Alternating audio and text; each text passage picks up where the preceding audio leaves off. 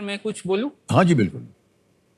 Sir हमारा जो primary school होता है ना, तो उनमें मिड डे मील चालू होता है। Mid day meal. Mid day meal पता नहीं यहाँ होता है या नहीं। हाँ यहाँ भी तो होता है। उसका जो नाम अभी चेंज करके पीएम पोषण कर दिया है। तो हाल ही में एक साल पहले मैं हेड टीचर हुआ, मुझे प्रमोशन मिला है। तो ज़्यादातर जो मिड डे मील होता है ना, उसका देख रेख हम लोगों को ही करना पड़ता है। सरकार की तरफ से हर स्टूडेंट का एक अलॉटेड अमाउंट होता है। हर महीने के अंत में स्कूल का एक बैंक अकाउंट होता है, उसमें आ जाते हैं। ओके। तो एज ए हेड टीचर हमारा काम होता है, मिड डे मील हो रहा है तो CCH हेल्पर होता है, मतलब कुक कम हेल्पर। ओके। उसका एक किचन सेट होता है, हमें वहाँ जाना पड़ता है, सब हाइजीन वगैरह से होता है या नहीं देखना पड़ता है। सारे रिस्पॉन्सिबिलिटी हमारे ऊपर ही आ जाते हैं। और फिर जो अमाउंट होता है, जो अमाउंट हमारे अकाउंट में आता है, हमारे मतलब स्कूल का अकाउंट में आता है, जी जी। तो उसका एक लेजर मेंटेन हमको करना पड़ता है। अच्छा। और वो लेजर लेकर जाके बैंक में देना पड़ता है। बैंक को चेक करते, फिर वो अमाउंट हमको कैश में देते। अच्छा। सारा महीने का राशन, सब्जी वगैरह सब हम एक ही जगह से लेते हैं और मंथ के एंड में जाकर हम उसको पेमेंट करते हैं, जब हमें सरकार की तरफ से मिलता है। ये एक लंबा प्रोसीजर होता है मिड डे मील वगैरह का। यही बताना था सर। ये बताना था, बहुत विस्तार में बताया है आपने। तो जब भी कोई खिलाड़ी कहता है कि सर हमें एक बात करनी है, हमको लगता है वो हमसे कोई प्रश्न पूछने वाला है। तो हम इंतजार कर रहे थे कि कब मिड डे मील खत्म हो और आ जाए हमारे नहीं सर, हम इसलिए बता प्रश्न। दिए कि आप वेस्ट बंगाल का जो एजुकेशन सिस्टम है हाँ ना, समझ गए आपने। इसीलिए बता तो सबको समझा दिया आपने, बहुत अच्छी तरह से समझ गया सर एजुकेशन सिस्टम। ओके, हमारे ये जो कंप्यूटर जी हैं, इनकी भी बात जरा सा सुन लीजिए आप। कंप्यूटर जी जो है ये बहुत ही स्मार्ट हैं और कह रहे हैं कि एक हेड टीचर होने के बावजूद आप बहुत ही एक ऑर्गेनाइज्ड इंसान हैं। क्या ये सही है? हाँ सर सही है। अच्छा, अपने आप को आपने बोल दिया कि मैं बहुत ऑर्गेनाइज्ड हूँ। हाँ हूँ सर, ओके। वाकई में हूँ।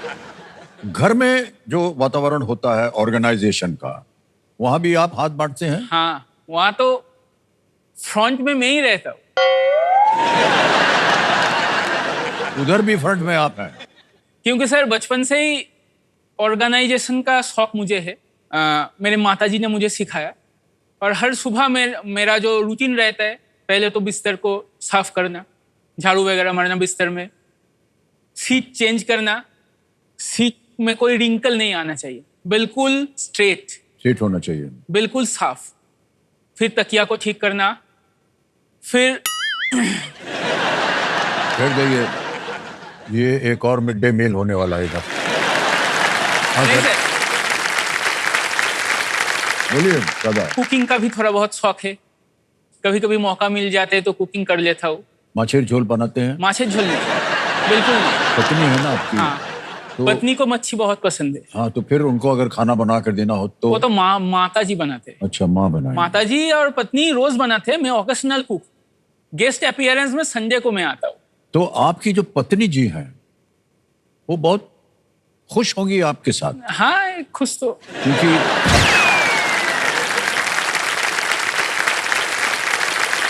भाई साहब इसलिए हम बता रहे हैं आपको, आप पहले खिलाड़ी हैं जो कि एक तो आप पुरुष, और जिसके ऊपर ये लांछन नहीं लगता कि आप बहुत अनटाइडी हैं, कपड़ा इधर उधर फेंक देते हैं, ये करते होते। कितनी पत्नियां जो आती हैं यहाँ पर कहती हैं, हाँ, जरा उनको समझाइए, टीवी में देखा।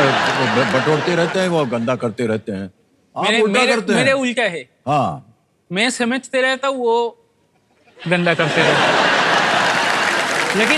लेकिन सर ये टेलीकास्ट होगा तो डांट पड़ेगी। नहीं, घबराइए मत भाई साहब। अगर कुछ आपको समस्या हो ना, कोई प्रॉब्लम हो जाने के बाद, उनको बोल दीजिए तो अमिताभ जी हमको बोला था, हम थोड़ी ना बोल रहे हैं। हम पे डाल दीजिएगा, हम पे डाल दीजिए, हम सह लेंगे। एक सवाल आखिरी। अच्छा, ये सवाल है कि ना? एक सवाल ही है, ये तो मेरे बारे में हो गया है। नहीं, एक सवाल जस्ट आखिरी। हाँ जी बोलिए।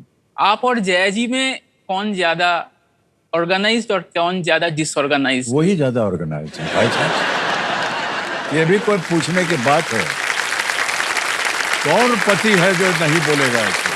सर मेरे पत्नी भी बहुत ही ऑर्गेनाइज्ड है सर। हाँ, तो बस आज का मिल जाएगा आपको। आप बोल दीजिए सर एक बार, वो भी ऑर्गेनाइज है। उनका बोल दो।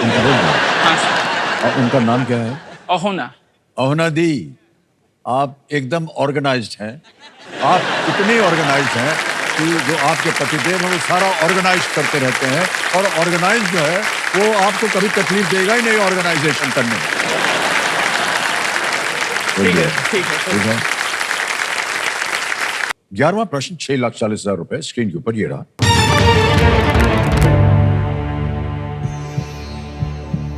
सत्रह सौ 1784 का भारत अधिनियम, जिसने ब्रिटिश सरकार और ईस्ट इंडिया कंपनी द्वारा नियंत्रण की दोहरी प्रणाली बनाई, का नाम किस ब्रिटिश प्रधानमंत्री के नाम पर रखा गया था?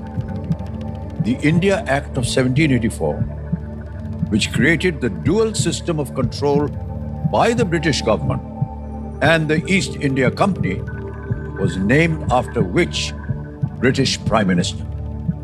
Options: A. Robert Walpole, B.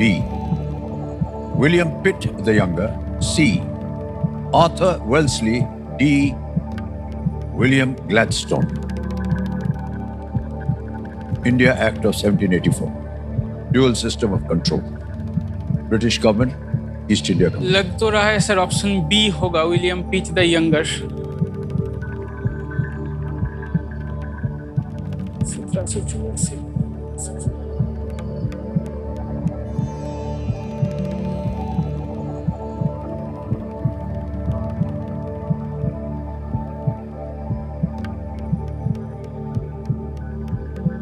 Sir option B, William Pitt the younger. ताल लगा दें। ताला लगा दीजिए। अच्छा। B, William Pitt the younger को कह रहे हैं ताल लगाने के लिए। सर ये आपका गेस वक्त था या आपको नहीं कुछ- सर, पीट का कोई भारत शासन आईन आया था 1784 में, लेकिन पीट ब्रिटिश पीएम है या नहीं मुझे पता नहीं। पीट का एक एक्ट आया था जो 1784 का था, और ऑप्शन में मैं विलियम पीट देखा इसलिए। बिल्कुल सही जवाब दिया आपने। well played. वाह। ब्रिटिश सरकार चाहती थी कि ईस्ट इंडिया कंपनी भारत पर अपना नियंत्रण बढ़ाए, लेकिन सरकार कॉरपोरेशन को पूरा नियंत्रण नहीं देना चाहती थी। इसलिए उन्होंने उस समय के जो ब्रिटिश प्रधानमंत्री थे विलियम पिट द यंगर के तहत ये कानून जो है वो पारित किया। बिल्कुल सही उत्तर दिया आपने पार्थोदा, well played. Thank you sir. 6,40,000 रुपए जीत लिए। ऐसा लगता है कि आपने बहुत तैयारी की होगी घर बैठ करके इसकी। की थी आपने? थोड़ा बहुत तो किया था। थोड़ा बहुत किया। कैसे? मुझे हिस्ट्री का सर बहुत शौक है। ओह, हिस्ट्री पढ़ना पढ़ाना मुझे बहुत अच्छा लगता है, और जब मैंने नौकरी नहीं पाया था तो बच्चों को ट्यूशन देता था, हाँ अच्छा, तो इसीलिए थोड़ा बहुत मालूम हुआ था आपको। ओके, आइए आगे बढ़ते हैं पार्थोदा। 12वां प्रश्न आ गया है। 12,50,000 रुपए इसके लिए मिल सकते हैं आपको। तीनों लाइफलाइन जीवित। बहुत कम देखा गया है कि इस स्तर पर आकर के तीनों लाइफलाइन जीवित रहे किसी खिलाड़ी की। लेकिन 12वां प्रश्न आपके स्क्रीन के ऊपर ये रहा।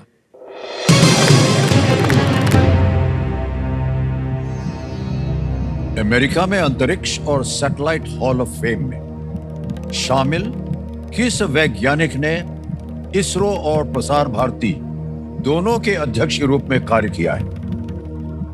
Which scientist and inductee of the Space and Satellite Hall of Fame in America has served as chairman for both ISRO and Prasar Bharati? और आपके ऑप्शन है ये आपके सामने। A.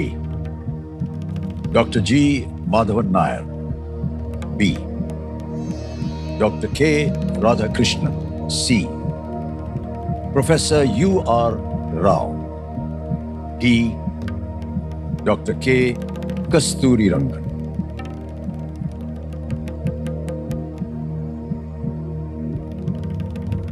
लाइफलाइन लेना चाहता लाइफलाइन, ओके। तीनों जीवित हैं। हूँ। ऑडियंस ऑडियंस बोल लेना चाहेंगे। इसको अंकित कर दिया जाए। ऑडियंस बारी आ गई आपकी। 40 मीटर उठाइए and your time starts now.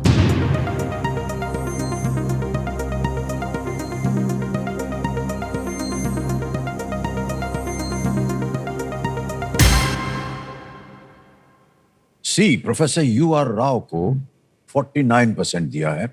ए को मिला है 29%, बी को 9 और डी को 13%। क्या करना चाहेंगे? Double dip. डबल डिप लेंगे, ओके। जनता के वोटिंग से संतुष्ट नहीं है पार्थोदा, डबल डिप लेना चाह रहे हैं, इसको अंकित किया जाए। पार्थोदा, मिल गया अवसर आपको 2 उत्तर देने का। बाकी तो आपको मालूम ही है कि आप क्विट नहीं कर सकेंगे। पहला उत्तर lock option C, professor U R Rao. C, professor U R Rao, ताल लगाया जाए। यही सही हुआ। क्या बात है, well played audience, well done, क्या बात है। Thank you ma'am, thank you. 1975 में पहले भारतीय सैटेलाइट आर्यभट्ट के साथ प्रोफेसर राव के अंतर्गत 20 सैटेलाइट्स डिजाइन और लॉन्च किए गए।